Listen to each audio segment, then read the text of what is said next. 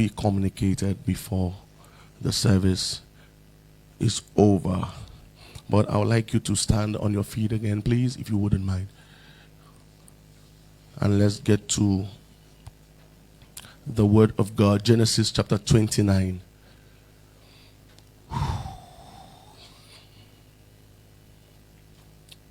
Genesis chapter 29, verse 16 to verse 18. The King James Version. We are going to read together as a family.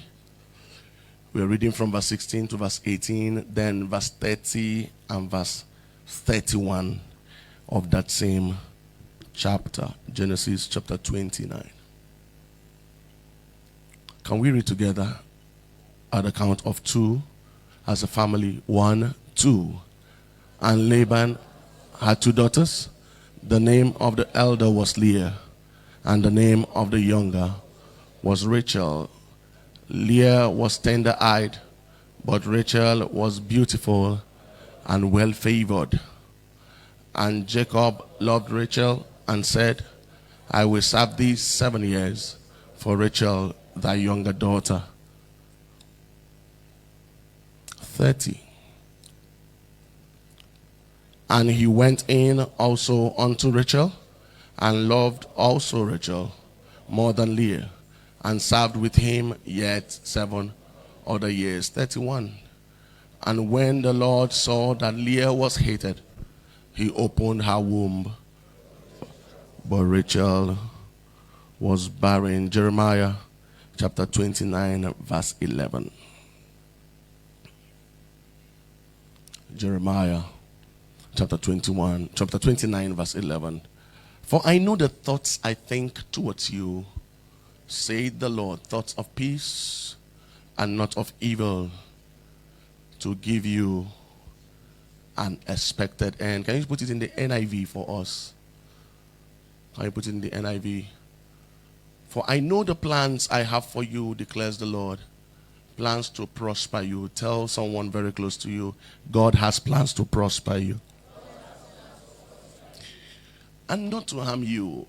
Plans to give you hope and a future. Philippians chapter 2, verse 12 and verse 13. The King James Version, please. Philippians chapter 2. All right, can we read at the count of 2? 1, 2. Wherefore, my beloved, as ye have always obeyed, not as in my presence only, but now much more in my absence, work out your own salvation with fear and trembling. Verse 13. For it is God which worketh in you, both to will and to do of his good pleasure. Wherefore, my beloved, as ye have always obeyed, not as in my presence only, but now much more in my absence. So whatever you're doing in my presence, do much more in my absence, not less. Not less. Not less. If you do less in my absence, it is not service, it is hypocrisy.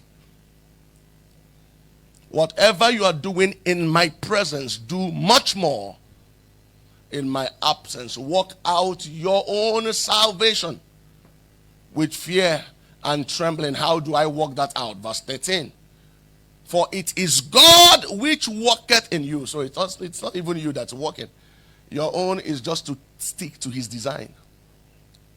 Align yourself to what he's doing. It is God which worketh in you, both to will and to do of his good pleasure. Of his good pleasure. This morning I'm preaching on the topic, stick to his design. Have me turn to your neighbor, tell him, I know you have your own desires.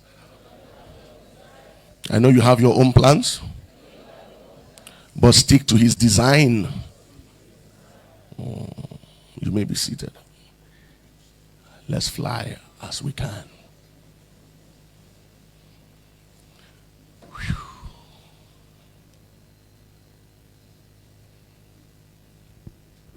One of the major things that drive people out of the will and plan of God is our desire. The difference between a human being and an animal is the power of choice. God is omnipotent, but when it comes to what he wants and what we want, he allows us to choose. So we either go with his design or we go with our desires. I have placed before you life and death, but he said choose life, that it may be well with you, which means if you choose death, there's nothing I can do about it. It's your choice. It's a choice. It's a choice. The things that happen to you is 20% of what happens to you and 80% of how you react to what happens to you. No man can offend you without your permission.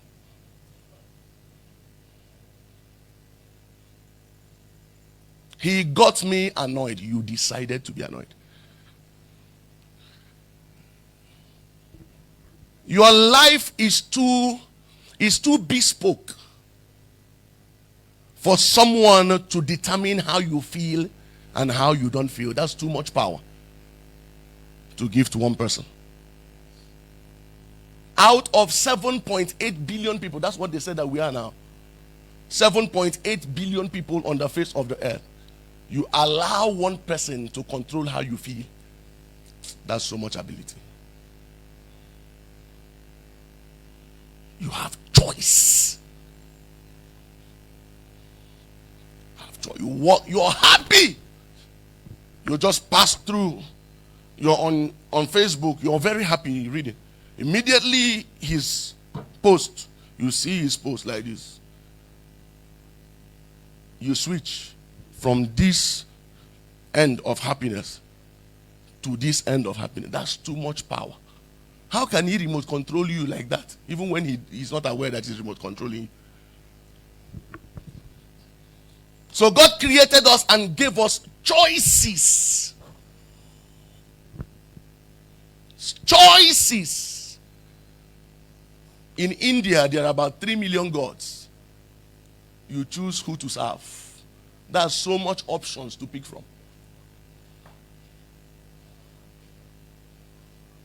A man's desire is very powerful. Very, very powerful. The need of a man most times is different from the desires of that man. There's always a conflict between what I need and my desire. I'm preaching full blow. What I desire most times goes against what I need. Most times we confuse it, but it is never the same. A desire is a strong feeling of wanting to have something or wishes for something to happen. It is the emotion of longing or hoping for a person, object, or outcome. The same sense is expressed by words such as craving. To desire is to crave for something. When a person desires something or someone, their sense of longing is excited by the enjoyment or the thought of that person.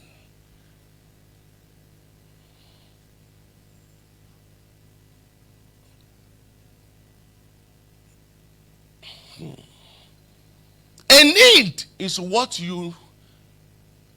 it is necessary for your being alive. That's a need. Very necessary. It is not just desirable, it's a need. And when Paul was speaking, Paul the apostle was speaking to the Philippian church. Philippian church? Yes, Philippian church. He said to them that God, my God, shall supply all your need, not your desire, but your need. I am coming. I know the question in your heart. I'm coming. A need is something that is necessary for a person to live a healthy life. They are distinguished from desires, which most times are wants. A need is something required to be safe like accommodation. Stable, healthy, like air, water, food, land, shelter, mobility. While a desire is only a wish or an aspiration. A need and a desire are concepts that are similar in nature and meanings, although a difference can be discerned between these two things. Most times they overlap each other and we mistake one for another. We feel that what we need is what we desire, and what we desire is what we need. The truth is that you need a car, but you desire a certain kind of car. So because you need a car, and I drop a Mercedes-Benz 230E 1982 model for you,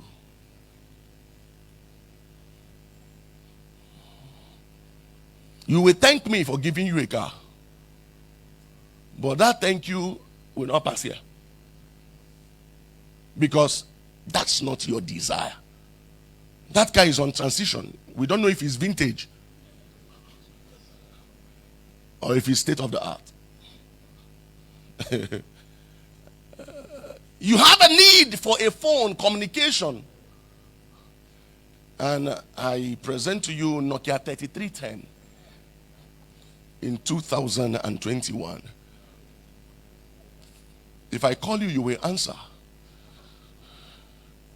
but you will not answer with your whole heart, because you have a desire. Pastor, I need accommodation. In as much as you need a shelter desperately, there is a desire in your heart. So I find somewhere very close to Zwakoli for you, because if you pass Uban, it's small. You will tell me thank you, but in your heart you'll be asking, was the need met? Yes. Was the desire quenched? No. Sometimes our needs are met, but our desires are not scratched.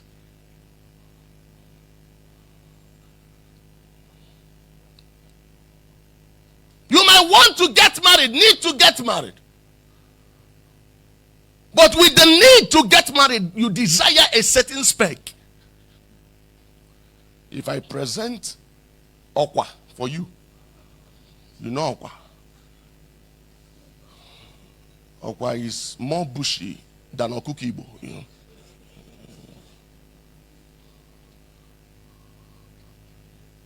You will tell me, Pastor, thank you for solving the need. But there is something that tickles my fancy. The need was met, but the desire was not quenched. So it is not just about our need. Most times, it's about our desire. Our needs inform us, but our desires give us direction.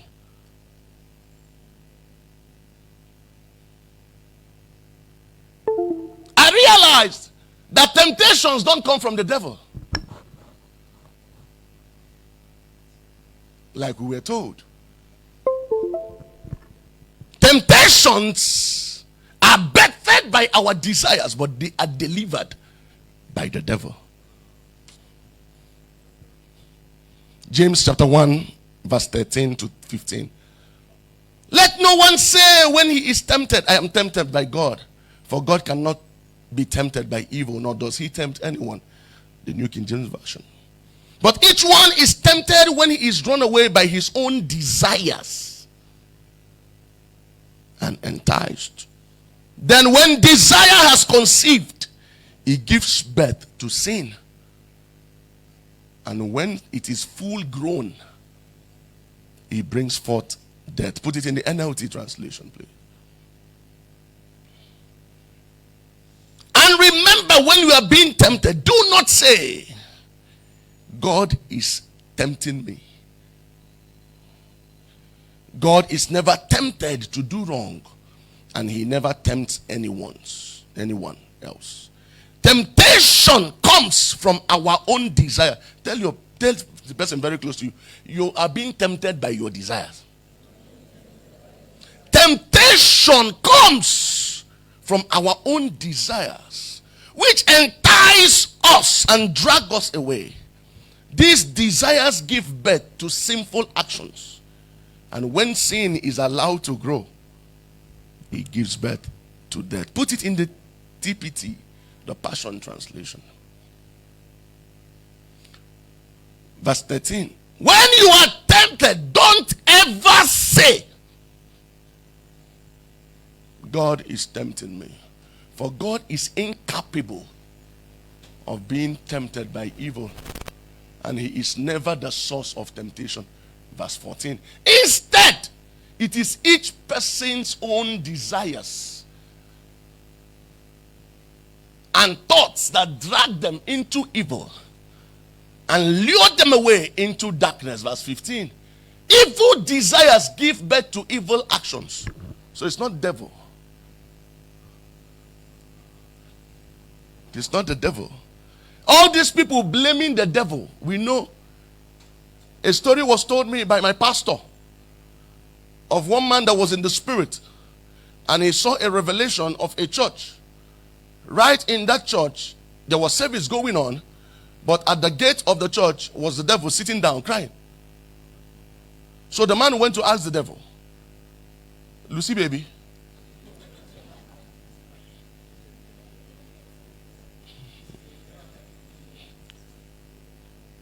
why are you crying? The devil said, all these things that these people are saying there that I didn't even know when it happened.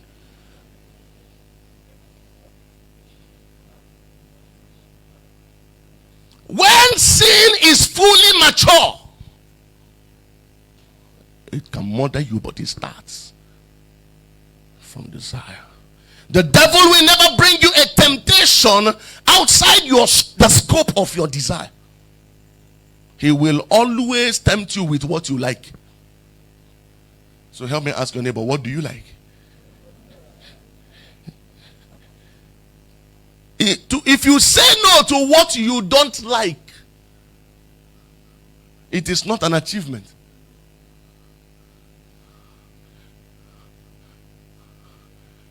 How do you deal with the poison that you enjoy?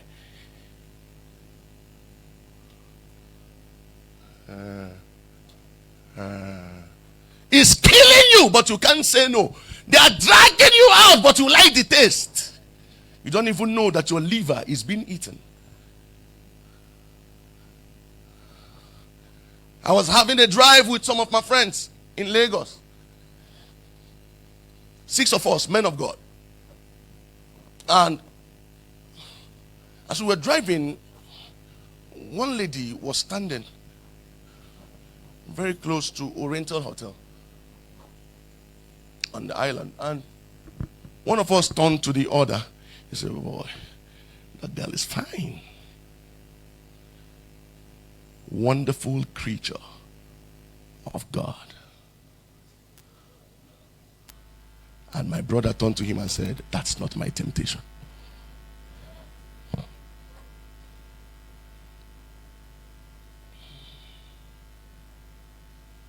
Your temptation is not your brother's temptation. So stop nailing your brother for liking what you don't like.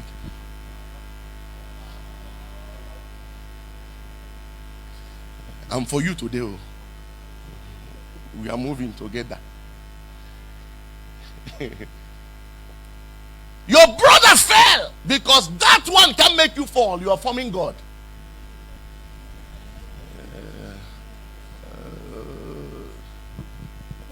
Don't form God for that which you don't like. You can form God for that which you like. There is nothing like selective holiness.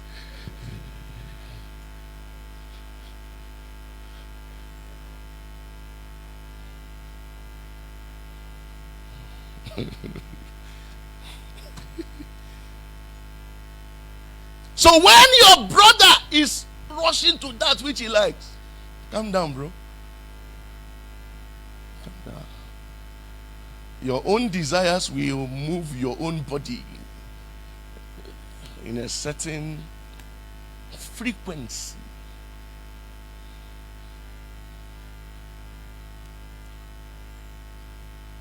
I wish you can pray this prayer for yourself. Raise your right hand and say, Lord, deliver me from me. Most times when we raise our hands in the place of prayer, particularly for some of us that have visited some kind of churches, when we pray against some enemies, now you can thank God because those prayers were not answered. Every enemy of my life, roast them by fire.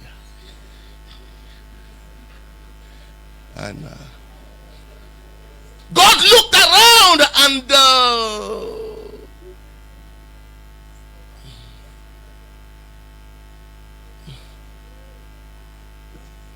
the arrow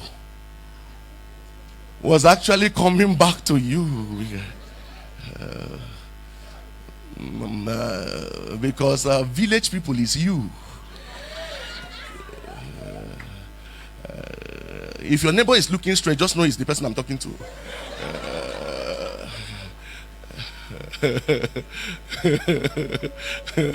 Now help me ask your neighbor, are you the village people you're praying against?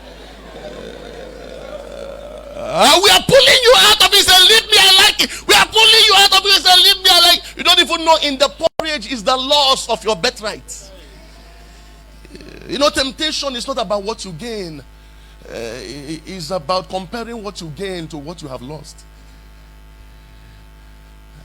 The devil will not show you what you gain, what you will lose. He will always show you what you gain. Adam took apple and lost a garden.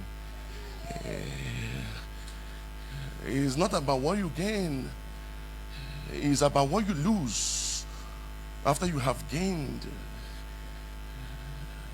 Esau took porridge and lost birthright. It's not about what you gain. Judas took 30 pieces of silver and lost his life. He will always present the bait, but the fish never knew that the bait is not for it to eat. No. He thought that the person that dropped the bait was generous. He didn't know that the person that dropped the bait was looking for it. Sometimes we see the bait, but we don't see what we lose after we have gained.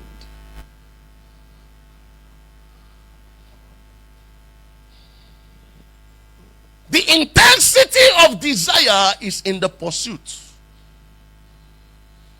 Because desire is expressed by pursuit. You will always pursue what you desire. Pursuit is the proof of desire.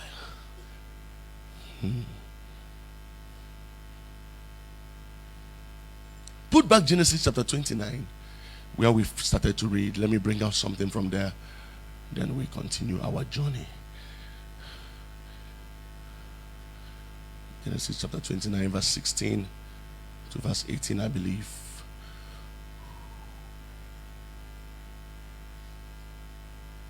And Laban had 2 daughters. Permit me to say that the 2 daughters of Laban were Jacob's desires and God's design for Jacob. The name of the elder was Leah. The name of the younger was Rachel. English calls her Rachel. Verse 17. Leah was tender-eyed.